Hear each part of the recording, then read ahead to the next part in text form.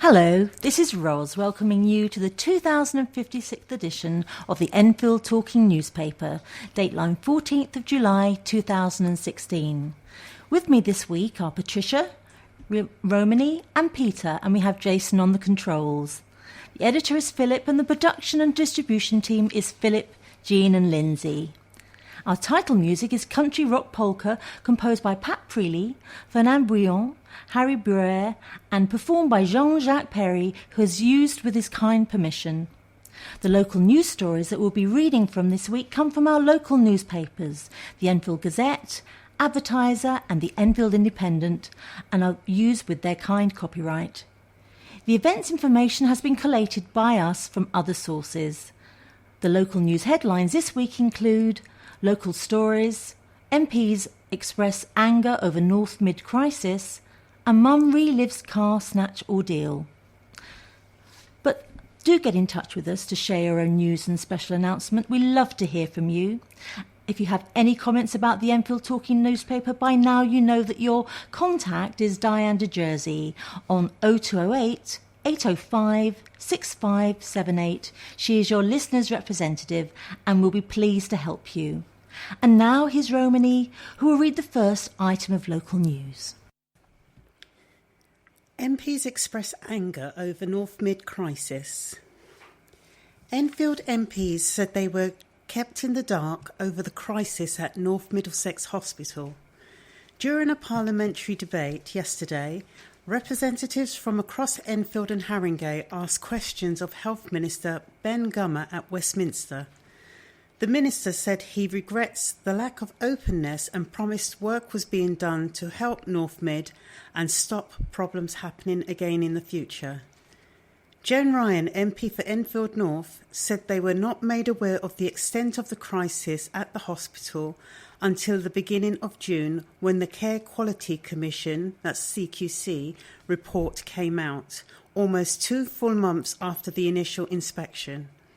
She said, "The terrible situation at North Middlesex appears to have been an open secret in health circles for some time. I don't think it is an exaggeration to say that we were kept in the dark. Nobody who was accountable to the public at local level was informed. No news is definitely not good news. Things got so bad at North Mid earlier this year that on one occasion patients were told over loudspeaker to go home unless they had life-threatening injuries." In her speech, Ms Ryan blamed the pressures on North Mid, whose A&E sees around 500 patients per day, on the closure of Chase Farm A&E in 2013. North Mid has had a 25% increase in numbers of A&E patients as a result. She said, "Many A&Es would bend if not break under this stress. We would have thought the government would have been bending over backwards to help us, but no. Chase Farm has been left as a cottage hospital. North Mid cannot be allowed to become the same." According to the CQC report, 22 serious incidents happened in the hospital's A&E in the past year, including a failure to take hourly rounds, meaning that a patient had lain dead for up to 4.5 hours before being found. Other issues included only one toilet being available for more than 100 patients at one stage. At one point, the hospital had only 7 out of 15 emergency consultants in place, leaving junior doctors to take responsibilities for which they are not qualified. The hospital has now taken doctors on loan, but this was described by Ms Ryan as a sticking plaster solution. At the debate, Enfield Southgate MP David Burrows said, "The staff at the hospital are people we know locally. They are just as concerned as anyone else. The situation is shocking and deplorable. Why did it take it this long for crisis management to take place? The staff I speak to are ashamed. They tell me, why is more not being done?" Mr Gummer said he had called for a full review into the failings at North Mid. He said, "It is a matter of regret that members were not informed of the problems at the pace and time they should have been. We will make sure we learn from this scenario and make sure this does not happen again." Mum relives car snatch ordeal. The mother who suffered every parent's worst nightmare when her car was stolen with her 2 children still inside spoke this week of the family's harrowing ordeal. The 27-year-old tearfully recalled her horror as police issued dramatic CCTV footage of the moment her 12-year-old daughter threw herself from the moving car onto the road to escape. The woman's baby son was still strapped in the back seat when the 3-door Vauxhall Astra was stolen from outside a parade of shops in Kemp Road, Enfield, at 12:45 p.m. on Saturday, 2nd of July. The toddler was found unharmed 20 minutes later, having been dumped on the doorstep of a young couple's home 3 miles away in Cheshunt. The mother, who wishes to remain anonymous, revealed that the family had been on their way to a wedding when she stopped to pop into a shop, leaving her 2 children inside the parked car. She said the robber, who had yet to be caught, had ruined their lives. Despite being dazed after throwing herself from the moving car as the thief drove off, the girl rushed back to the shop to raise the alarm. Distraught, the mother started screaming, "Where's my baby? Where's my baby?" "I didn't believe it until I saw his face and we held him in our arms," she said. "I'm so thankful to the family who found him. Thank you isn't enough." She added that it was a warning to other parents not to leave their car unattended with their children inside, not even for a single moment. Detective Inspector Chris Rickson from Enfield CID praised the girl's bravery. "All the victims involved have been put through an awful ordeal, none more so than the little girl," he said. He called on the man who put the lives of 2 children in jeopardy to hand himself in. The suspect is described as in his teens and white, with light, spiky hair. He was wearing a hooded top. Anastasia's cut for a cause. A generous Enfield schoolgirl has undergone a hair-raising transformation for charity. 6-year-old Anastasia Petru looks very different after having nearly a foot of hair cut off. The Eldon primary school pupil has donated the flowing locks to the Little Princess charity, which will turn it into a wig for a child who has lost their hair due to cancer treatment. Mum Stephanie said she was very proud of her daughter. She just woke up one morning and said she wanted to help children with cancer, she said. She just decided to do it on her own. CCTV cameras play a big part in fighting crime. Big Brother-style CCTV cameras trained to watch people across Enfield have resulted in a series of arrests. Police, given tip-offs by CCTV operators, were able to swoop in and catch suspects who had left the scene of the crime thinking they had got away with it. One of the worst was a despicable attack on a wheelchair-bound victim in Edmonton. Enfield Council CCTV operators witnessed the attack in 4th Street at 6:20 p.m. on June the 24th and followed the attacker on the cameras as he tried to escape. They were able to direct police officers to his location where he was arrested. The disabled victim, who suffered a large cut to his head, was treated at the scene by police and later by paramedics. Temporary Borough Commander Superintendent Carl Robinson said, "This was a disgraceful attack on a wheelchair user who was completely unable to defend himself. Enfield Police acted quickly and decisively to collate and remove the person responsible from the streets with the aid of the Council's CCTV network." Earlier that same day, at 11:40 a.m, a man who had kicked a cyclist and tried to steal a man's bag was arrested after reports he had been acting aggressively near Edmonton railway station, and yet again the council CCTV operators tracked him down and directed police to his location. The council's cabinet member for community safety and public health, Crystal von Jonger, said, "We don't expect children to run around behaving badly, and we certainly won't tolerate grown men behaving like animals on our streets. I'm delighted we tracked this individual down for the police so he could be arrested. People need to understand that they can't behave like that in a civilised society and that people who break the law in this borough will face serious consequences." The cameras were used at 10:35 a.m. on June the 21st to track a missing patient from North Middlesex University Hospital in Edmonton, and this patient was traced by camera team, collected and returned to the hospital. A suspected drug dealer was also arrested in Birdware Road, Edmonton, at 5:56 on June the 21st, after the council's CCTV team spotted him brazenly selling drugs in the street. Superintendent Robinson said, "When you sell drugs, you can expect to be arrested and locked up, as the TV provides excellent evidence. I'm delighted the individual in question decided to make our job as easy as he did, and grateful as ever to the council's CCTV operators for their individual assistance in helping us criminate the streets of Enfield." Libraries make move to pick up younger readers. A giant of children's literature is encouraging young bookworms to enjoy reading some spectacular books during the summer holidays. This year marks the centenary of Roald Dahl's birth, and Enfield Council has recruited one of his most popular characters, the Big Friendly Giant, for its summer reading challenge.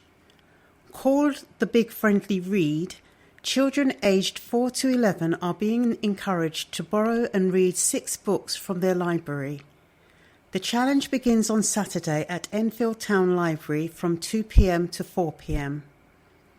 Children's poet Neil Zeta will read funny poems, and Enfield Town librarian and author Caroline Harris and illustrator Douglas Pledger will tell tales about the adventure of Miles the Cat. Children who sign up to the Big Friendly Read get a personalised collector folder to detail their reading.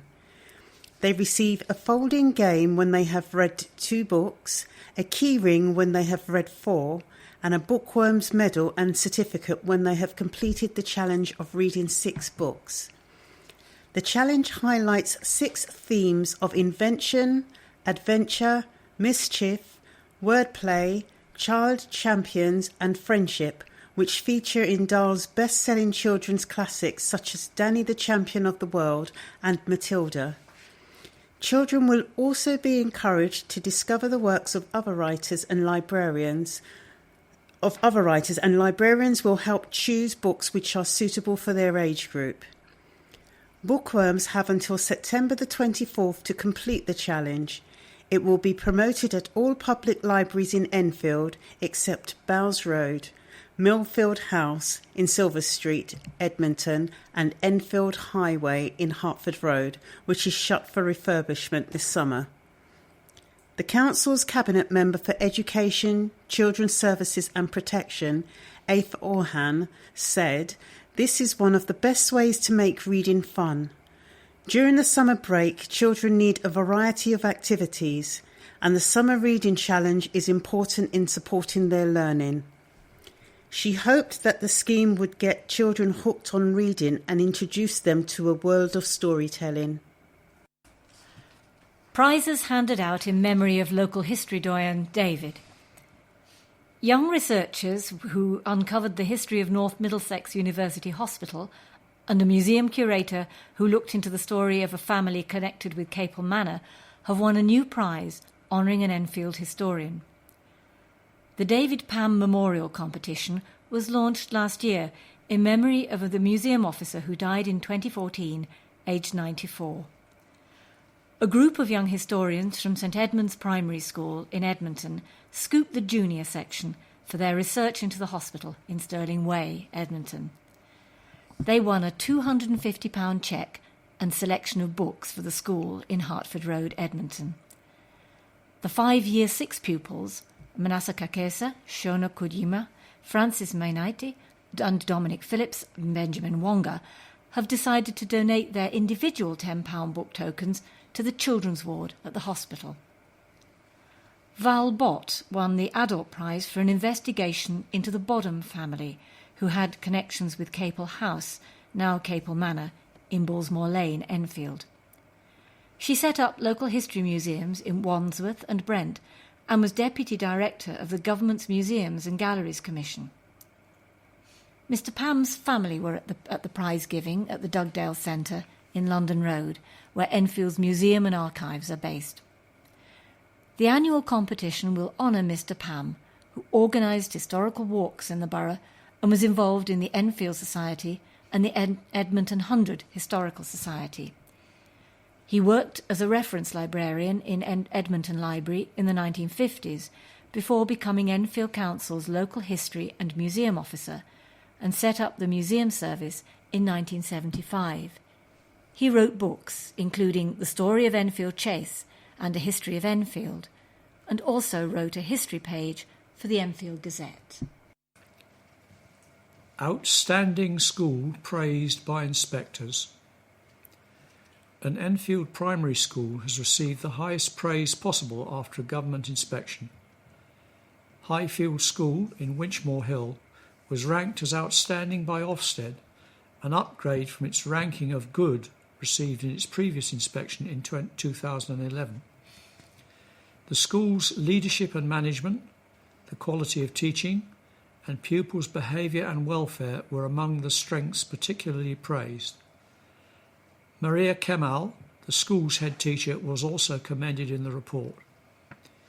The inspectors said, "The impact of the head teacher's vision, drive and exceptional leadership has ensured the school has gone from strength to strength. From the mini farm to the rich, vibrant and thought-provoking displays of work throughout the school, pupils are encouraged to be curious about the world. Pupils in the early years settle promptly. They make significant progress from very low starting points, and by the time they leave the school at the end of Year 6, their progress, which has accelerated year on year, leads to their attainment becoming well above average in English and mathematics." Mrs. Kemal said everyone at the school was thrilled with the report. "We mean to carry on with our plans to maintain a happy school where children thrive and grow and where teachers see the results in children making such good progress," she said. "My thanks go to our governors, support staff, parents and teachers, and to the wonderful children who make it a pleasure to teach. It's a team effort." Save Swift's appeal. Concerns are being raised about the future of endangered birds if a housing development is approved. Developers, Countryside, have submitted a proposal by demolition blocks in the New Avenue estate, including Shepcote House, to build 239 flats and 173 houses. However, a large number of swifts have nested in the walls of Shepcote House in Coper Gardens, Southgate, and the demolition of the buildings, officially listed as a risk by the RSPB, could see them leave the borough for good. Catherine Day, Swift and Urban Nature Advisor for the RSPB, said they were hoping to get neighbours involved in a campaign to save the swifts. She said, "Providing accommodation for swifts is easy and cheap if thought out properly, and the rewards are enormous. Anyone who has swifts nesting near them is always excited by their presence and their extraordinary high-speed acrobatics. They have a real feel-good factor by the bucketful." Miss Day said swifts, which can fly up to 70 miles an hour, have been amber listed by the charity, meaning conservation efforts should be made. Up to a third of the total number of swifts in the UK have disappeared in the past 25 years, and this is up to 60% in urban areas. They nest almost exclusively in human buildings, she said, such as under roofs, and new building techniques and regulations are making it harder for them to find new homes. Miss Day added, "If you wipe out a building, either by renovation or demolition, then you lose the swifts." Miss Day also said she hoped Countryside would consider including swift bricks in the Shepcote House development. Nest boxes could be built into bricks which can be slotted into walls where the former nests were. Neighbours have also spoken in support of the swifts.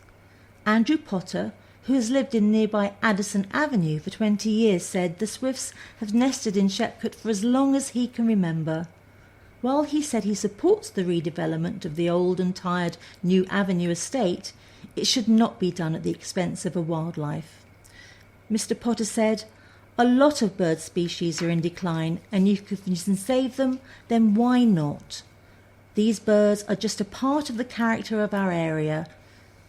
The council said they do not comment on planning applications being processed, and Joe Corley, a spokesperson for Countryside, said ecology and sustainability are very important to the company, and they try to enhance neutral habitats where possible. We believe that a flourishing local environment is not only a benefit in its own right, but adds to the overall well-being of a place, creating better lives. Teenager is jailed for violent attacks. An Edmonton teenager who carried out 2 separate violent assaults, one on a fellow bus passenger who needed hospital treatment, has been jailed for 2 years. Devontae Brown, 19, of Dover Road, had been travelling on a Route 4 bus in Clerkenwell on August the 26th last year. As he got off the bus, he barged past a 43-year-old man who was also getting off. The man looked at him and Brown hurled verbal abuse at him. As they began walking in the same direction, Brown turned around and hit the man in the face with a buckled rucksack. The victim suffered a cut to an eye and severe bruising. Brown was caught after he was identified by officers from CCTV footage obtained from the bus. Brown pleaded guilty to actual bodily harm at Wood Green Crown Court last week and received a 6-month prison sentence. He also admitted a charge of grievous bodily harm for a separate offence on June 10th in Hornsey Road, Crouch End, and was sentenced to a further 18 months. He was also ordered to pay a victim surcharge of £120. Detective Constable Annie Garrard from the Met's Road and Transport Policing Command said, "This was a nasty assault by a violent man. This sentence shows the seriousness with which the courts take this type of offence. We will continue working with our partners at British Transport Police and Transport for London to ensure we tackle this type of behaviour on our transport network," she added. Primary pupils see their potential future at Cambridge. Pupils stared wide-eyed at the history-steeped buildings of Cambridge University during a day trip. Youngsters from Carterhatch Junior School in Enfield were given a tour of Trinity College and King's College, had lunch in the Great Hall and went punting on the River Cam. They sketched the historic buildings and met students to quiz them about their lives at the university. The day was organised by Paul Barraclough, head teacher of the school in Carterhatch Lane, who lives in Cambridge. He said, "We talk a lot at school about high expectations and making each lesson count. We try hard to inspire the children and teach them that they can achieve anything if they work hard enough. I said to the children, this could be your home in 8 years' time. They'll be sitting their SATs in Year 6, and I want them to realise that what they do now, spelling and their times tables, matters later. It doesn't matter whether they go to Cambridge University or not, but if they work hard, it gives them choices." Thanks to Mr. Barraclough's connections, the Year 5 pupils, aged 9 and 10, were able to experience life that few have seen. Friends at Trinity College paid for the trip for the 117 children and their parents. The college sometimes allows trips for secondary school children, but not primary, so it was a real treat, added Mr. Barraclough. One of them said, "It's like Harry Potter." New police chief returns to where his career began. Enfield has a new police chief and he has a strong connection with the borough. Detective Chief Superintendent Ian Raphael, who became Enfield Borough Commander recently, has a track record of hounding housebreakers. His most recent commendation was for an 18-month operation which brought 119 burglars to justice. "This is my first posting as a borough commander and I feel very privileged to take on this responsibility," he said. "I feel a lot of affiliation to the borough as this was my first posting as a police constable back in 1993. My mother went to school here. Finally, my aunt, who must be one of our oldest residents at 101, also lives here. I am determined to keep this community as safe as I can. The new police chief joined the force in 1993 and has worked in key roles in 6 London boroughs. Mr. Raphael has won a range of commendations for detective work. His previous role was as head of London's crime prevention, licensing, business crime and capability teams. He has a master's degree and a PhD and is married with 3 children. He replaces Jane Johnson, who became borough commander in 2012. She said, "Enfield is a very complex and challenging environment, and I thoroughly enjoyed my 4 years as borough commander. I'm extremely proud of what we achieved in reducing Mopac crime by 16% over 4 years working together with Enfield Council, other partners and our community. I'm also very proud of the way we collectively responded to and managed numerous critical incidents, some of which attracted international interest. I was regularly overwhelmed by the commitment, bravery and tenacity of my staff, often in very difficult situations. I have moved on to new challenges and I wish the new borough commander every success. She is now head of the Metropolitan Police's Parliamentary and Diplomatic Protection Command." Back in the day, rewind the tape. But they're cool. A line road with a T and Argit for target, so there's no typesetting skills, no proofreading skills anymore. Charity Day held for deaf children. Children and businesses took part in a charity day. School children and businesses took part in a charity day to help deaf children have a sound future. They wore their brightest clothes for Loud Shirt Day in aid of the Auditory Verbal UK, a UK charity which aims to help deaf children listen and talk. St Monica's Catholic Primary School near Arnos Grove, Enfield hairdresser James Whittaker and Lavender Hill Cafe Zippola were among those taking part. Auditory Verbal UK Chief Executive Anita Grover said, "We are delighted people are so enthusiastically joining in to help Loud Shirt Day." MP disappointed at Leadsom withdrawal.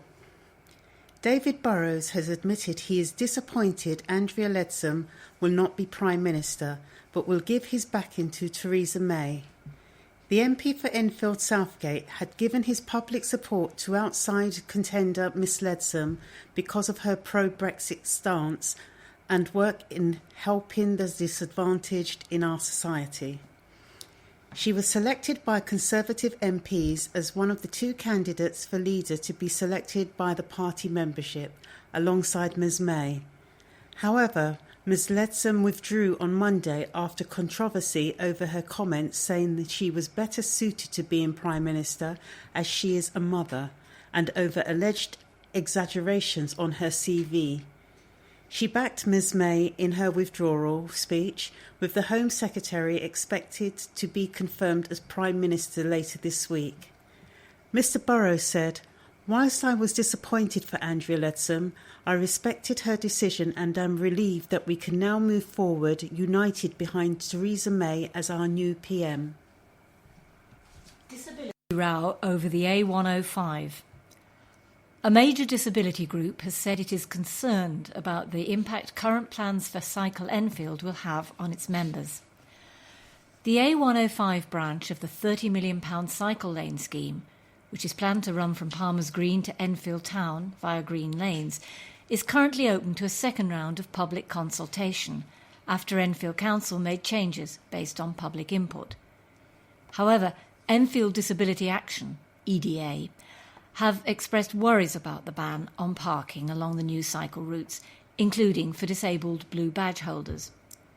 They've also criticised plans to have the nearest car parks to Green Lanes on Lodge Drive and Ford's Grove, 360 metres and 470 metres from the shops, respectively, despite people being eligible for blue badges if they cannot walk more than 50 metres. Enfield Council said they will be considering the introduction of designated bays for blue badge holders on the street, and holders will be able to park free in pay and display bays and on both single and double yellow lines for up to 3 hours. They will also be allowed to drop off people along the routes. But Lani Parker, project coordinator for EDA, said this will not work. She said, "It doesn't appear that the needs of people with impairments in the borough, in particular those who live along the route, have been taken into account." It was acknowledged through the consultation that those who have blue badges will be disadvantaged by the scheme, as there would be fewer places for people to park safely. It often takes those with mobility impairments longer to get in and out of vehicles.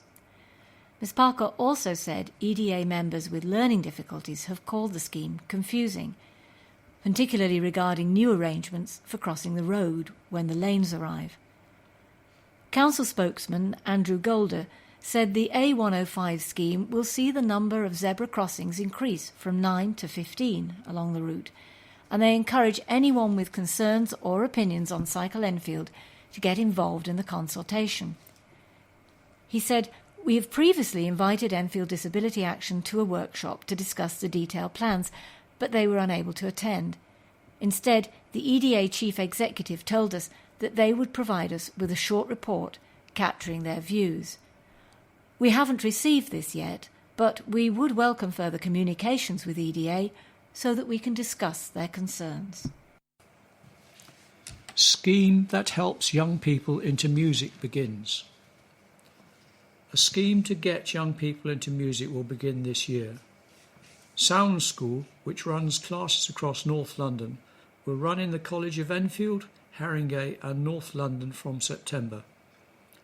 Over 2,000 students have taken part in the courses in Barnet and other boroughs since 2008, and it is hoped it will have similar success in Enfield.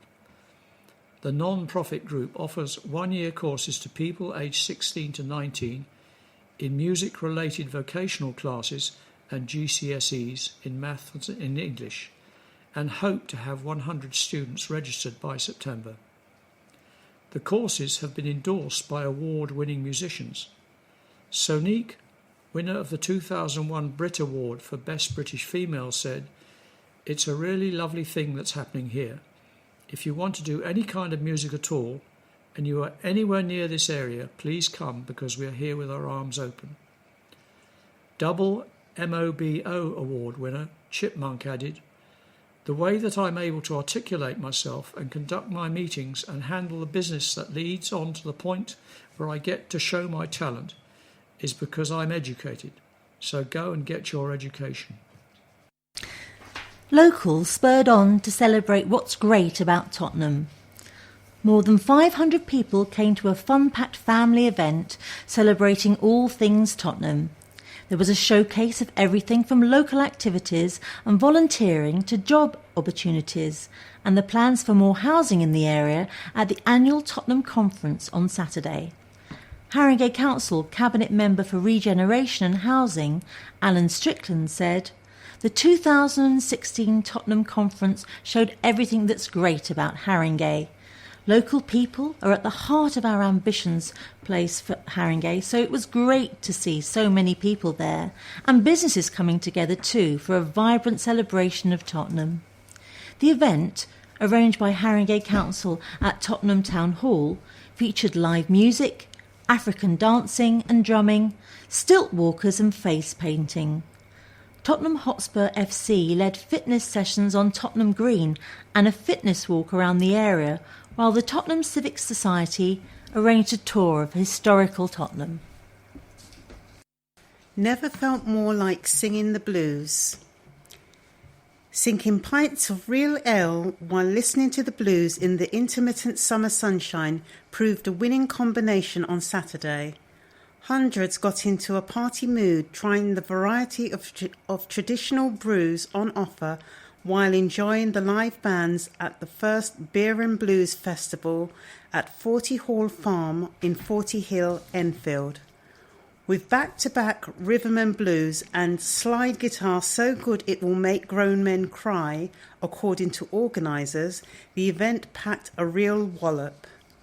Farm manager Kate McGeever said, "We had wanted to host a beer festival for a few years, and the idea of combining it with a day of live blues seemed the perfect pairing.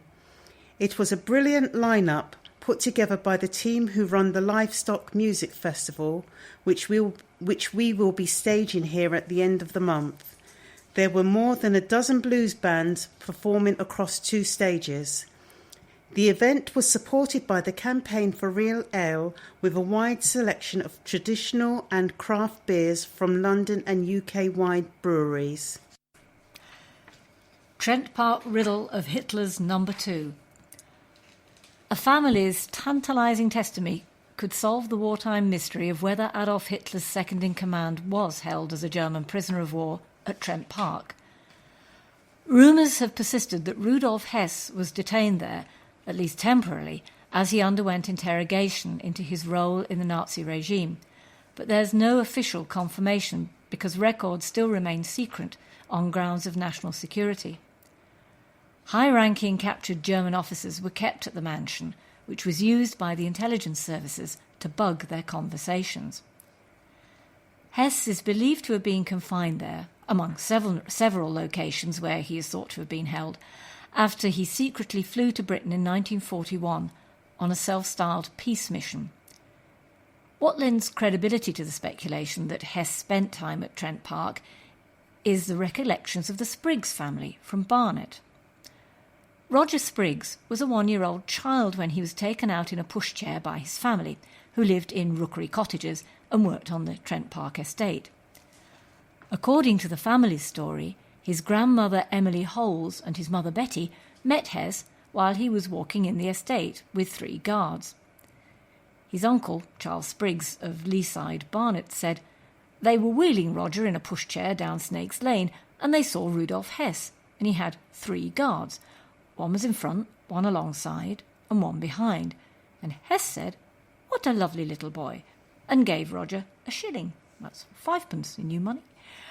The 88-year-old added, "It was all the talk that he was there. You can't keep a secret.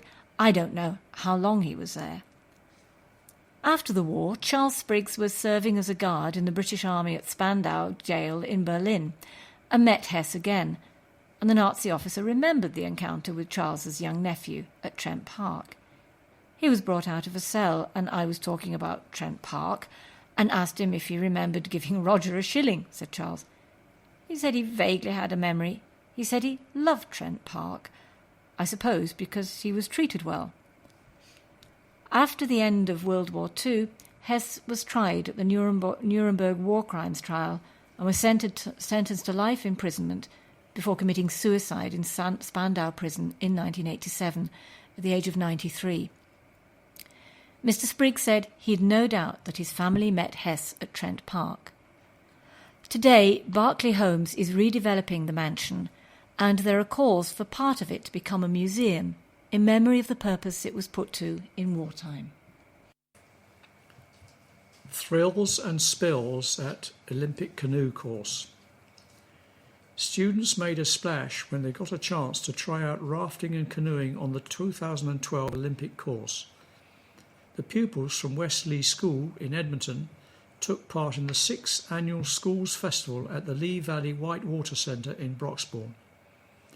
They enjoyed the rapids and twists of the 300-metre-long canoe slalom course. Lee Valley Regional Park Authority Chief Executive Sean Dawson said, "This year we'll see Great Britain athletes battle to retain their medals in Rio, and the Schools Festival is a great opportunity for students to appreciate the challenges of fast-moving waters that are faced by the canoe slalom athletes."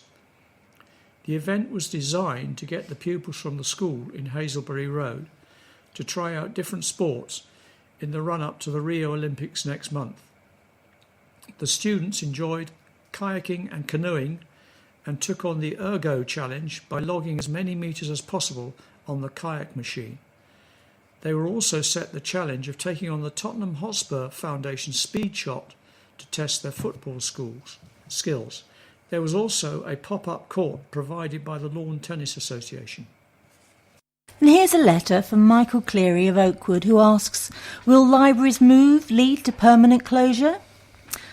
While notices have finally appeared advising the Southgate Circus Library is closing on June the 11th and reopening subsequently within the Barnet Southgate College campus, Users could be forgiven for thinking the new library will resemble the old, although most probably remain unaware of the move. However, what the notice does not tell you is that only a small proportion of the current library's stock will be moving, or that the library membership card will be needed simply to get across to the library, even for reference purposes, which to me stops it being a true public library. It also means that at least one service, joining the library, will not be available on the new premises, nor is there any clue as to how to get to the new library. It is almost as if the relocated library is being set up to fail, so it can be closed permanently. I understand the need to make savings and the role this particular change is playing in the acquisition of the Minchendon site, but surely the council should be upfront about what is happening, rather than hiding behind a bland and uninformative closure notice on the door of the existing library. And what is the rush to relocate? There is no planning permission yet for building flats, offices, or whatever the council and the college intend to do on the site. Take harder line on the problem of obesity. This is a letter from Dr. Amal Kelshika. It's easy to point the finger, but are the overweight solely to blame for the obesity epidemic costing the NHS billions of pounds a year? An ongoing challenge I face as a GP is getting people to lose weight even when it is clear that their health is suffering. The number of obese patients has increased dramatically in the past decade, along with associated health problems such as diabetes and heart disease. A lack of personal responsibility for health is undoubtedly a factor, along with the misguided belief that the NHS is solely responsible for undoing what are often poor lifestyle choices. The NHS does its best with the resources available, but the greatest champion for positive change in anyone's life is themselves, with the appropriate advice and support. What is disturbing is seeing how advertising and product placement is recklessly fueling the problem. The level of manipulation is so all-encompassing that the majority of us don't seem to notice what is happening. This ranges from the food industry providing an endless conveyor belt of addictive and nutritionally poor foodstuffs to the proliferation of food and drink shows on TV encouraging us to eat more and more. A national newspaper did an audit on this and found in a single week more than 400 hours of programming dedicated to food. How could this not be affecting our relationship with food? We can all exercise our power of choice whenever we want, but it is important to realise that the obesity industry is interested in profit, not your personal health and well-being. We desperately need to take a harder line on obesity, as well as throwing out those excuses about being too busy, too old, and too tired to change. This means being smarter about the choices we make, along with the realisation that the NHS can't fix everything. If we learnt to move more and eat less, the reward would be a longer, healthier life. If you are struggling with your weight, your GP is there to help and can point you in the right direction. And this is Enfield Council leader Doug Taylor's column, giving us his post-referendum thoughts. He writes, "The referendum debate on EU membership was highly divisive and the wounds run deep. Irrespective of where anyone sat on the question, I am sure that we would condemn the level of vitriol aimed at people in the UK of foreign origin. It is simply unacceptable to target people in the way reported in recent days. In respect of the referendum vote, the government needs to get its act together and tell us what a post-EU world will really look like. How will the economy be protected? How will we have access to world markets for our goods and services? How will we have an immigration policy that meets our skills needs? No one appears to know the answers to these questions. The UK must remain a competitive, outward-looking, cohesive society, which it runs the risk of not being. There is an enormous onus on the new Prime Minister and Parliament to safeguard our economic future and not consign the UK to the role of a quaint island sitting just off the Channel Islands. Future generations will look with deep regret if they suffer the consequences of a vote to leave which was not underpinned by a real plan for disengagement. History will judge and be merciless if we are let down. I think we all deserve to be told exactly what the consequences of the negotiated leave are to be, and Parliament needs to scrutinise in detail the government objectives when it is known what they are. Hate crime rises after Brexit vote. Call for calm after referendum result. Incidents of hate crime have increased this year according to Enfield Council figures. While the increase is smaller than the national trend, which suggests hate crime has become more common since Brexit, councillors are appealing for residents to respect one another and remain calm. Latest figures show there were 17 racist and religious hate crimes reported from June the 12th to June the 25th, up by 3 from May 29 to June the 11th. Comparing January the 1st to June 25, 2015 to the same period this year, numbers of racist and religious hate crimes rose from 140 to 160, and homophobic hate crime rose from 11 to 145 incidents. Reports of Islamophobia increased from 3 to 12, and anti-Semitic incidents increased from 4 to 9.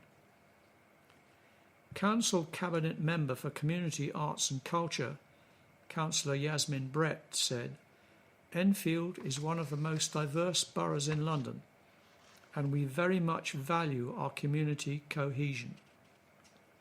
Racism, xenophobia and hate crimes have no place in our borough, and we condemn these unequivocally.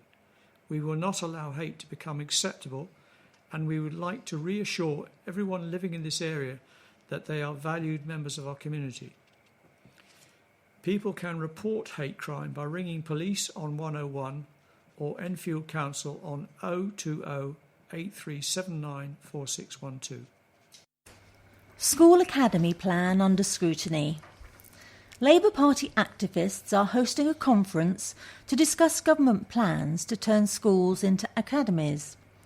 The event in Enfield will be a launchpad for Party's Save Our Schools campaign and is open to parents, teachers, governors and others interested in the future of education. Speakers include Edmonton MP Kate Ossimer, Stuart McNamara from Enfield NUT, Enfield Council's Cabinet Member for Education, Children's Services and Protection, Aoife Ohan, student campaigner Harry Ernie, and Zena Brabazon, Chair of Governors at Seven Sisters Primary School in Tottenham. Tony Cleary, Chairman of Enfield Southgate Labour Party, said, "These government plans pose the greatest risk yet to the quality of our children's education. It wants all children to have either become or be in the process of becoming academies. By 2020 and by 2022, local authorities will no longer maintain schools for that education. We are organising this conference to alert people to the dangers and to bring together anyone worried about the future of education." The conference is being held on Saturday from 11 a.m. to 3 p.m. at the Dugdale Centre in London Road, Enfield Town. Housing plan for shut day centre. A former day centre which shut last year is going to be redeveloped for housing. Enfield Council's Cabinet has given the green light to plans to demolish the William Pray Day Centre in Hounsfield Road, Edmonton. The council shut the centre last year, saying it was not attracting enough users and was not fit for purpose.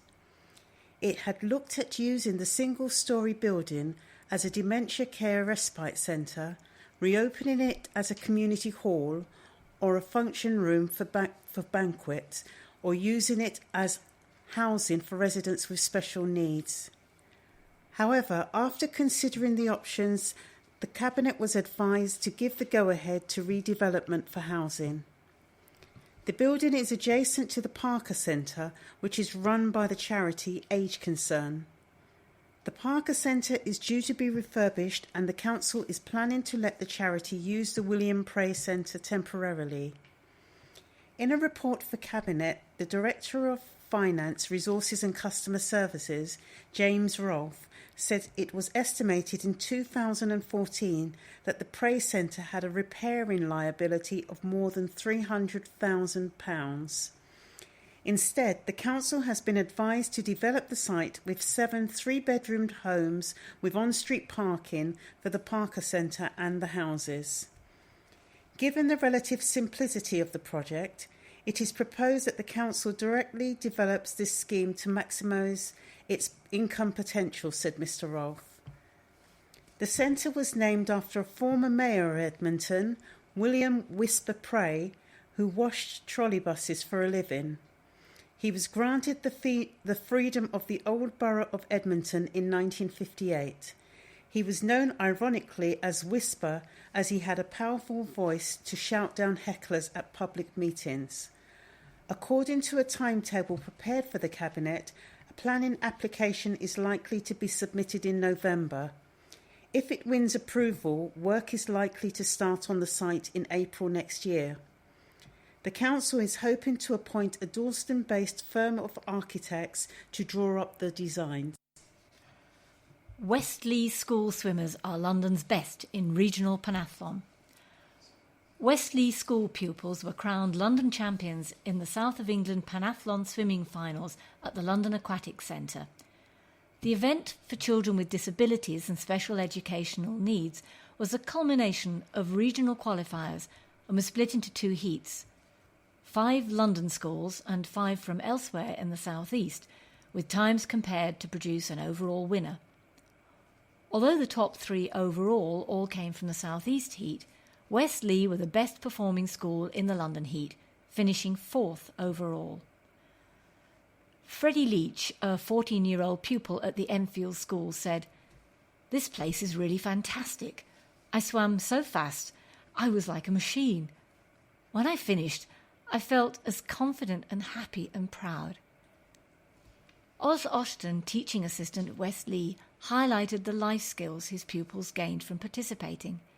He said, sitting down, queuing up, listening to instructions, and performing in front of other people, these are vital things they can take away. Pentathlon events give our kids opportunities they just do not get otherwise. Pentathlon Chief Executive Ashley Iserton added, "It's been another terrific event here at the Aquatic Centre after our debut last year."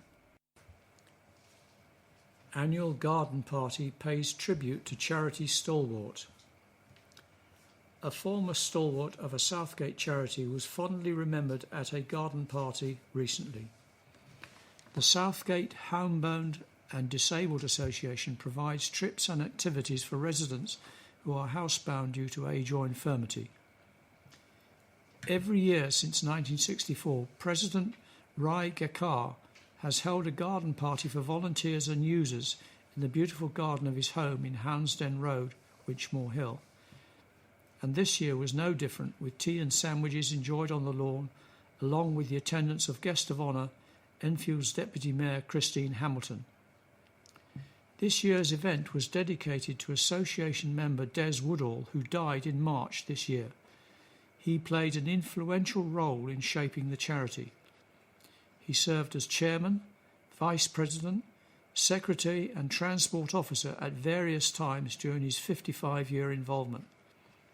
His contribution, as well as his selfless participation with numerous other charities and groups from the area, were remembered and celebrated. It was another great garden party, and it was particularly special to be able to dedicate it to Des for his wonderful contribution, said his son and chairman Ian. It's always fantastic to see our members having an enjoyable time, as for some, this event and our monthly club nights represent one of the few times they leave their homes. We are always on the lookout for new members and more helpers, as well as drivers who can transport members to and from our club nights. So whether potential member, helper or driver, come and join us. You won't regret it. The association's monthly evening meetings are held on a Friday in Waterfall Road, Southgate. Membership is free and open to anyone from the Southgate area who is mainly housebound by reason of age or disability. To sign up as a member or volunteer, call Ian Woodall on 07 505 120516. And here's some athletics news about the European Championships ahead of the upcoming Rio Games this summer. Robbie Grabars won a silver medal in the high jump at the Great Britain for the Great Britain team, and he claimed a total of 6 medals at the European Championships in Amsterdam. The Enfield-born athlete finished second ahead of teammate Chris Baker on countback after both cleared 2 metres 29, as Italy's Gianmarco Tamberi won gold with 2 metres 32. The 28-year-old told the Cambridge News it was a fantastic opportunity to jump with his teammate Baker. He said it was great to jump with one another and to be so honest. We used to be competitive, but we both should have jumped together highly. It's great to get at this point in the season and be winning a medal, so it's a great preparation for Rio. Britain enjoyed an excellent final day at the championships, claiming double relay gold. The men's 4x100 team continued their resurgence ahead of Rio by taking victory, before the women's 4x400 relay team followed the same feat. Enfield and Harrogate Athletics Club's CJ Uja produced a terrific run to help Great Britain secure gold medals in the men's relay as he ran the crucial anchor leg in Sunday's final. Uja said, "Their troubles of the relay are in the past," as they recorded the fastest time in Europe this year. The team also included James de Salou, Adam Jimali and James Ellington as they secured a comfortable victory in the time of 38.17 seconds. There were also silver medals too for the women's 4x100 relay squad, while the men's 4x400 relay squad won bronze. Enfield and Haringa's Desiree Henry was named as part of the women's 4x100 metre relay squad before the championships began. However, the 20-year-old, who is aiming for the discretionary 3rd place in the individual 100 metres at the Olympics, having secured an automatic place in the trials, did not finish in the women's 100 metres as she had to be taken off the track on a stretcher after suffering an injury. The sprinter impressed in the early rounds and looked to have a genuine chance of a medal after winning her semi-final in a time of 11.9, but she pulled up in the early stages of Friday's final. Henry took to social media and said, "We're still testing the body to be sure that everything is okay, but for now I'm fine. Thanks so much for your supporting words at this time. And a special thanks to you, Daphne Shippers and Aisha Phillip, for being there on my side." And now on to cricket. Bowlers start in 2 comprehensive triumphs. Northampton Exiles beat Hemel Hempstead Thirds by 7 wickets in another convincing performance in Hearts League Division 4B on Saturday. The Exiles elected to bowl first, to the surprise of the Hemel skipper on what looked to be a batting paradise.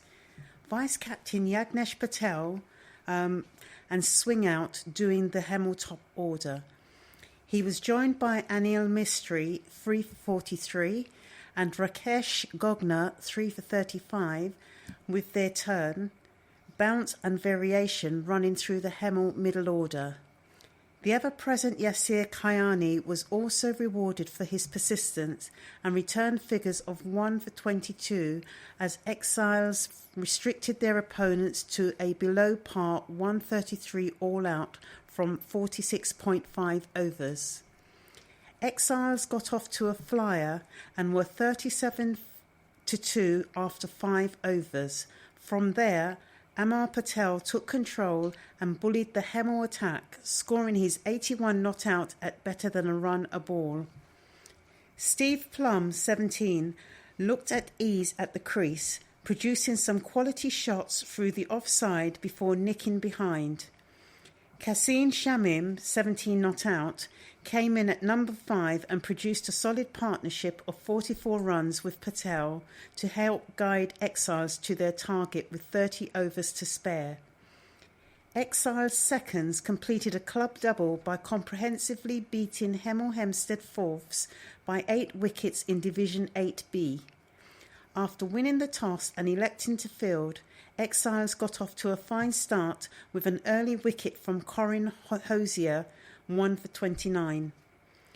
Fine support was provided from Hubert James, 1 to 29, who bowled with pace and accuracy, while a superb spell of 10 overs from Vishal Nathulal tore through the middle order with 5 wickets falling. A combination of late away swing and a dangerous slower ball proved too good, and at 70-6 in the 32nd over, Hemel looked on the ropes. A counter-attacking partnership of 70 threatened to get them back in the game until a terrific Yorker from James and Nathulal cleaned up the tail, as the latter finished with superb figures of 8-32 from his 14 overs to bowl Hemel out for 158. In reply, Exiles got off to a tremendous start with Amit Naik, 61, and Pratik Patel, 45, punishing the bowlers in an opening stand of 85. After Patel was trapped leg before wicket, Naik went past his half-century. With a target of 50 remaining, Exiles were taken to victory by Hamza Raja, 18 not out, and Krishan Naik, 27 not out, to reach the target in the 37th over. However, Exiles thirds couldn't complete a clean sweep as they went down to a defeat against Preston fourths in Division 10B. And now football. Cockfosters let big lead slip in opening pre-season clash. Cockfosters let slip a 4-goal lead as they had to settle for a 4-4 draw from their opening pre-season friendly at Wokingham and Embrook on Saturday. The Reds had been due to visit Amersham Town, but their hosts pulled out just 2 days before, leading to a late change of opposition.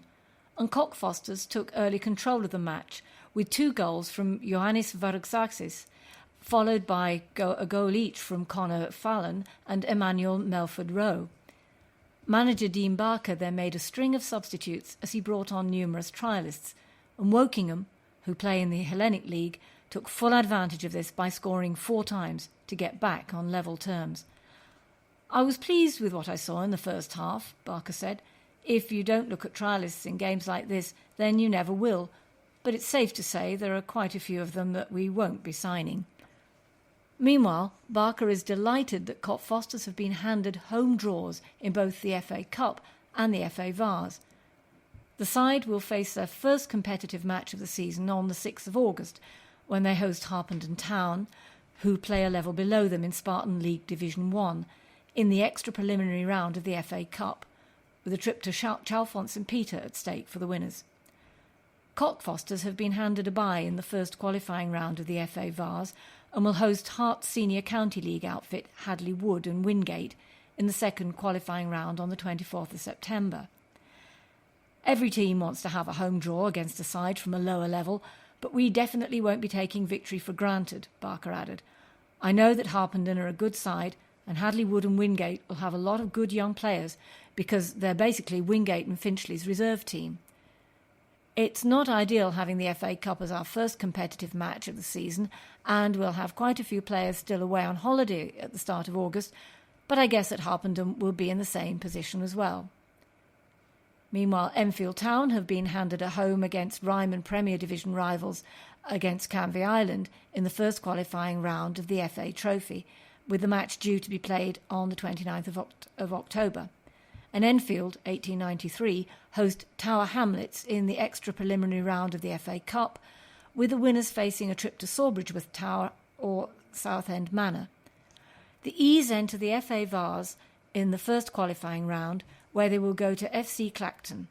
A trip to Wivenhoe Town or Wadham Lodge awaits the winners. Southgate cricket teams find victory. Ayush Sehota and Mukesh Bhatt were the star performers for Southgate as they romped to a 112-run victory at home to Shepherd's Bush in the Premier Division of the Middlesex County Cricket League recently. Sehota made a fine century as Southgate posted a total of 273 for 5 after deciding to bat first, and Bat then took 5 wickets to help dismiss the visitors for just 161 in reply. After the hosts lost Middlesex professional Cameron Steele early on, Tom Edrich, 60, and Michael Stevens, 30, laid the platform for their substantial total by adding 62 for the second wicket. But it was Sahota who played the decisive innings as he smashed 113 off just 106 balls to put Southgate in control, with Rob Johnson adding a quick-fire 27 not-out to set up the declaration. For much of Shepherd's Bush's reply, a draw appeared the most likely outcome as Andrew Wilson, 46, and Tom Cox, 32, helped them to reach 110 for 2. However, Bat, 5 for 58, then took centre stage, working his way through the rest of the batting with no one offering any real resistance as the hosts cruised to victory. Meanwhile, Winchmore Hill also enjoyed a successful day as they won by 177 runs at Kenton to strengthen their grip on second place in the Division 3 table. Chris Chapman held Hill's top order together after being put into bat with a terrific innings of 78. Mark Barrell chipped in with 36, but the visitors were still in danger of reaching a below-par total until Scott Birkinshaw hit an unbeaten 37 off just 23 deliveries, sharing in an unbroken stand of 43 for the last wicket with Jack Henson prior to the declaration at 240 for 9. Although Kenton never threatened to reach their target, Ashes Careers battling 52 gave them real hope that they would be able to escape with a draw. But the visitors were not to be denied as Birkinshaw continued his fine day by taking 3 for 30 before Siran Sivaratnam, 3 for 3, set the seal on their triumph by dismissing Carrier as the hosts were all out for 133. Elsewhere, Enfield had to make do with a winning draw at Acton as they lost further ground in the race for promotion from Division 2. Despite 37 from Max Houlihan, Enfield struggled with the bat for much of their innings and were in trouble until skipper Bacchus Brown, 101 not out, and Dan Amady, 49, joined forces in a stunning stand of 110 for the 8th wicket, which enabled them to reach 237 for 8. Enfield were frustrated by a partnership of 91 for the second wicket between Sahil Kerr, 76, and Andrew Curtis, 46, and not even a late collapse could give them victory as Acton closed on 187 for 8. Well, that ends our news and sport, but here are some dates for your diaries in our What's On section. Vocalise is offering the following audio-described performances and exhibitions. Uncover the lives of servants in the 19th century at the Jeffrey Museum in London and make a feather duster. This free event takes place on Tuesday 19th of July from 2 p.m. Places are free, but please book in advance by either emailing the Jeffrey Museum Bookings Coordinator via bookings@jeffrey-museum.org.uk or by calling 0207 739 9893 as places are limited. Vocalise will be providing audio description for the Almeida Theatre's production of Richard III by William Shakespeare on Saturday the 23rd of July at 1:30 p.m. Ralph Fiennes returns to the Almeida to play Shakespeare's most notorious villain in a new production directed by Almeida artistic director Rupert Gold. Vanessa Redgrave makes her Almeida debut also as Queen Margaret. These tickets are £19 to £26 and can be bought from the box office on 0207 288 4999. And here's some information about 2 events taking place in our borough next Sunday. Join the Nightingale Cancer Support in Enfield Town Park on Sunday the 24th of July for its It's a Knockout Family Fun Day, and that's from 11 a.m. Last year saw over 6,000 people enjoying a fun-filled day of stalls, games, inflatables, with local teams battling it out in an It's a Knockout style. But if that's not your style, why not go along to Hillyfields from 3 p.m. to 5 p.m. on Sunday the 24th of July and take a picnic with you to enjoy the music on the bandstand with Son Yomba Cuban Salsa. This event is free, with a collection for local charities, a suggested donation of £3. Well, listeners, we've reached the end of our programme for this week, so please remember to turn over the address label in your postal packet, put the memory stick into the packet and return it to us as soon as possible, in readiness for the next edition. Don't forget, you can call Diane de Jersey regarding any help you may require in connection with Enfield Talking Newspaper, and her number is 0208 805 6578. Coming up next, the latest news and information for the Greater London area from InfoSound, but the Enfield Talking Newspaper will be with you again in 1 week's time. So, from Roz, Patricia, Romany and Peter with Jason on the controls, it's goodbye.